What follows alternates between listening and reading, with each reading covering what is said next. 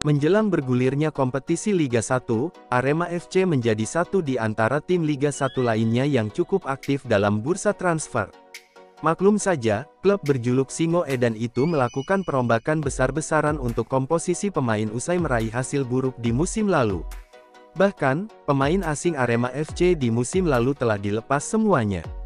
Singo Edan pun mulai merekrut sejumlah pemain asing baru sebagai persiapan di musim ini. 3 pemain asing sudah diresmikan, ada Gustavo Almeida, Charles Lokolingoy dan Ichaka Diarra. Nampaknya tidak berhenti di situ, Arema FC akan merekrut pemain asing terakhir. Manajemen tim Singo Edan mengaku telah mendapatkan belasan rekaman video tentang pesepak bola yang bisa direkrut untuk berbagai posisi.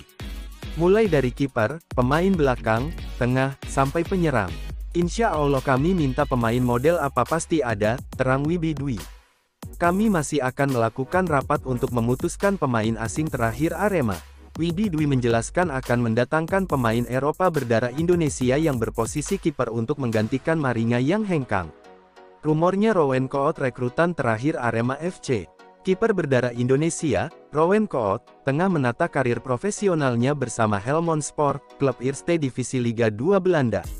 Rowen Koot ingin bermain di Liga Indonesia dan berkeinginan menjadi kiper timnas Indonesia karena Rowen Koot berpikir dia tidak bisa menjadi bagian dari timnas Belanda. Karena Rowen Koot tidak pernah dipanggil untuk bermain di kasta timnas Belanda. Maka dari itu Rowen Koot ingin bermain di timnas Indonesia tapi belum dipanggil Sintayong. Agen menawarkan Rowen Koot ke Wibi Dwi karena agen tahu Arema FC butuh kiper. Jika Rowen Koot bisa bermain di Liga Indonesia, kemungkinan besar nanti bisa dipanggil Sintayong untuk membela Merah Putih. Wibi Dwi dan manajemen berdiskusi untuk membahas rekrutan terakhir Arema FC. Jika Arema FC membutuhkan pemain asing nampaknya di posisi kiper yang ditinggalkan Maringa.